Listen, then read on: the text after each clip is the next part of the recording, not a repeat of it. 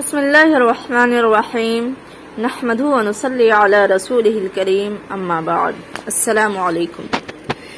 ہماری کچھ بہنوں نے یہ خواہش ظاہر کی تھی کہ ہمیں یہ تمنا ہوتی ہے کہ کاش ہم جو قرآن میں پڑھ رہے ہیں اس کو ہم سمجھ سکیں، خود سے قرآن کا ترجمہ کر سکیں۔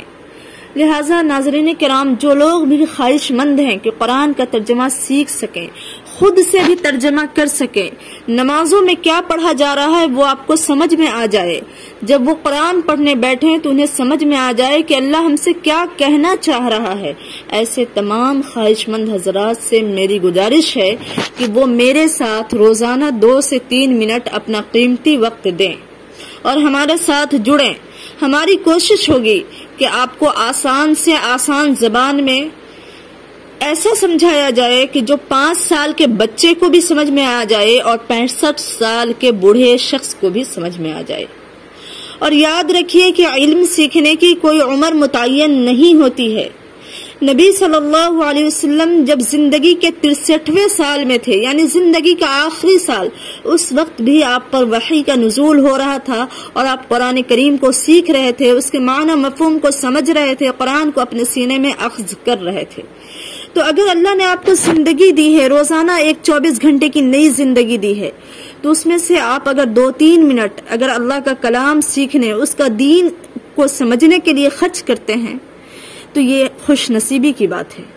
اور عربی سیکھنا ویسے بھی ہم سب کے لیے بالکل ضروری ہے، کیونکہ یہ اللہ کا زبان ہے، رسول اللہ کا زبان ہے، جنت کا زبان ہے، اور مرنے کے بعد سارے انسان، خواہ وہ کسی علاقہ کے رہنے والے ہوں، کسی جگہ کے رہنے والے ہوں، کسی شہر اور ملک کے رہنے والے ہوں، سب کی زبان عربی ہو جائے گی آٹومیٹک۔ اس لیے عربی سیکھنے کی ہم سب کو کوشش کرنی چاہیے۔ جہاں ہم نے اتنی چیزیں سیکھی ہیں وہاں تھوڑی سی کوشش اپنے دین کو سیکھنے کے لیے، چونکہ ہماری جتنی بھی کتابیں ہیں، چاہے وہ حدیث کی ہوں یا قرآن کی ہیں، سب کی سب عربی میں ہیں۔ اس لیے عربی کا سیکھنا، کم از کم عالم بننا ضروری نہیں ہے، اتنا کہ تاکہ ہمیں قرآن کے کچھ مفہوم سمجھ میں آ جائے، اللہ ہم سے کہنا کیا چاہ رہا ہے، ہم نماز میں اللہ سے کیا مانگ رہے ہیں۔ جس چیز کا ہمیں پتہ ہی نہیں ہوگا تو پھر اس میں اثر کیسا ہوگا؟ اثر تب ہوتا ہے جب ہمیں بات کا وزن بھی پتہ ہو، اس کا معنی بھی معلوم ہو۔ اس لیے یہ تمام کی زبان ہے، اللہ کی، اللہ کے رسول کی، جنتیوں کی، مرنے کے بعد ہر شخص کی زبان عربی ہوگی۔ اس لیے اس کو سیکھنے کی ہمیں کوشش کرنی چاہیے۔ اور میں آپ سے یقیناً یہ وعدہ تو نہیں کر رہی ہوں، لیکن یہ میری کوشش ہوگی کہ جو کچھ قرآن میں الفاظ ہے اس کا 10% آپ کو میں پہلے مہینے میں ہی سکھا دوں، یعنی اتنا آسان زبان میں روزانہ تھوڑے تھوڑے قرآن کے الفاظ نکال کر آپ کے سامنے پیش کرتی رہوں گی، اور آسانی سے قرآن میں جو لفظ آئے ہیں وہی لفظ بار بار آئے ہیں، کئی جگہ آئے ہیں، تو 10% پہ یقیناً آپ کا کمانڈ حاصل ہو جائے گا 1 مہینے میں۔ اس اعتبار سے آپ 1 سال میں عالم تو نہیں بن سکتے ہیں، لیکن قرآن کے معنی اور مفہوم کو سمجھ سکتے ہیں، نماز میں آپ کیا پڑھ رہے ہیں سمجھ سکتے ہیں، امام صاحب آگے کیا پڑھا رہے ہیں وہ پیچھے آپ اس کا ترجمہ کر سکتے ہیں۔ اتنے پہ آپ کو دسترس حاصل ہو جائے گا، یعنی عربی اردو ٹرانسلیشن پہ آپ کو مہارت حاصل ہو جائے گی۔ باقی تمام چیزوں کا میں یہاں پہ ذکر نہیں کر رہی ہوں، اور اس پہ ابھی ہماری کوشش بھی نہیں ہوگی، جو مقصد ہے ہم اسی کو فوکس کریں گے۔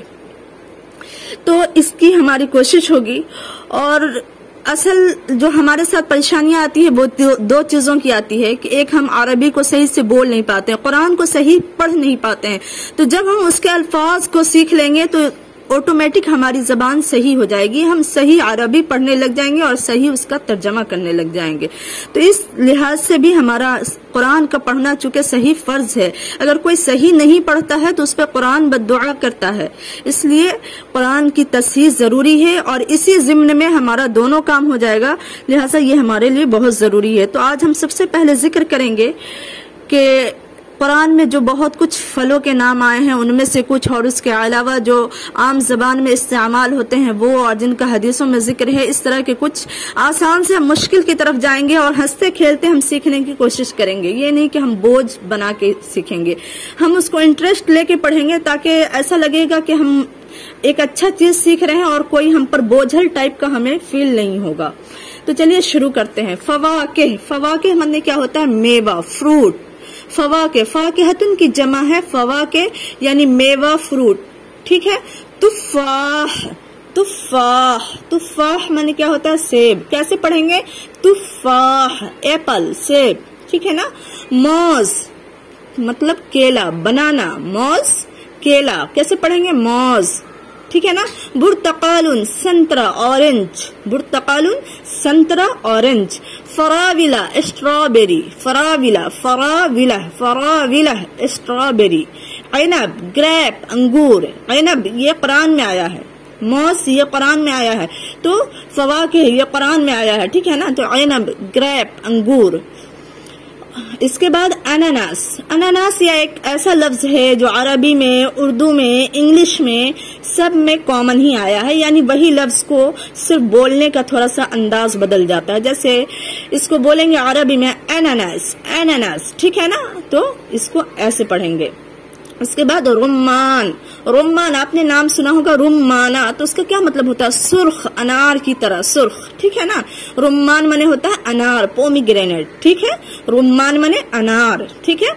उसके बाद मांजो, आम, मांजो का मतलब आम, इसको हम अम्बज भी बोल सकते हैं। और अरबी में एक कायदा है कि बहुत सारे हुरूफ को वो सेम रह जाते हैं, उसमें थोड़ी सी चेंजिंग की जाती है। जैसे मैंगो को मांजो कर दिया गया, ठीक है ना, तो गो को जिम से बदल दिया गया, गाफ को जिम से बदल दिया गया।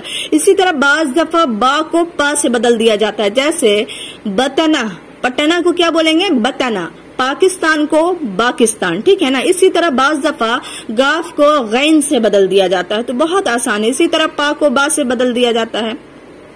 तो समझ में आ गया, अम्बज या मांजो आम को कहेंगे, मैंगो को कहेंगे, ठीक है। नारियल, कोकोनट, जौजुल हिंद, इसको क्या कहेंगे? जौजुल हिंद। हिंद मतलब हिंदुस्तान, और ये ज्यादा हिंदुस्तान के केरल में पाया जाता है, इसलिए इसका नाम ही पड़ गया जौजुल हिंद, जौजुल हिंद। बित्तीख, वाटरमेलन, तरबूज, बित्तीख, कैसे पढ़ेंगे? बित्तीख, वाटरमेलन, तरबूज।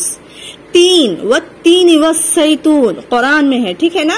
तीन यानी फिग, इंजीर, इंग्लिश में फिग कहेंगे, उर्दू में इंजीर कहेंगे, फिग, इंजीर। लेमून, लेमून, लेमन या नींबू, ठीक है ना। लेमून, लेमू उसको उर्दू में नींबू कहेंगे, और इंग्लिश में क्या कहेंगे? लेमन कहेंगे, अरबी में लैमून, लैमून। तो इससे क्या हो रहा है? अल्फाज की दुरुस्तगी भी हो रही है कि किस लफ्ज को हमें अरबी में कैसे पढ़ना है, वो भी हमें समझ में आ रहा है। पपाया, इसको अरबी में क्या कहेंगे? बबाया, बबाया। जैसे पटना को बतना कहते हैं, पाकिस्तान को पाकिस्तान कहते हैं, उसी तरह इससे यहाँ भी पपाया को बबाया कहेंगे, जिसको उर्दू में हम पपीता कहेंगे। तो बहुत आसानी से समझ में आ गया, और खास करके जो बड़े उम्र के हैं, बच्चों के लिए भी सीखना आसान है, लेकिन जो बड़े उम्र के हैं उनके लिए और भी आसान है कि वो कवायद को बहुत इजीली उसको कैच कर लेंगे, उस पर उनकी दस्तरस हो जाएगी। और जैसे कि आपने अभी देखा कि मांजो मैंगो को, इसी तरह पपाया को बबाया, लेमून, तो थोड़ा सा फर्क है, डिफरेंट है। इस डिफरेंट को बड़े आदमी आसानी से कैच कर लेंगे, और वो अरबी जबान पे अच्छे से दस्तरस उनकी हासिल हो जाएगी। तो अगर आपको ये चीज अच्छी लगे तो आप सीखें, अपने बच्चों को सिखाएं, और आप कोशिश करें कि जिस तरह हम भी अपना वक्त निकाल रहे हैं, आप भी इसको आगे फैलाएं। अल्लाह आपको इसका सवाब देगा।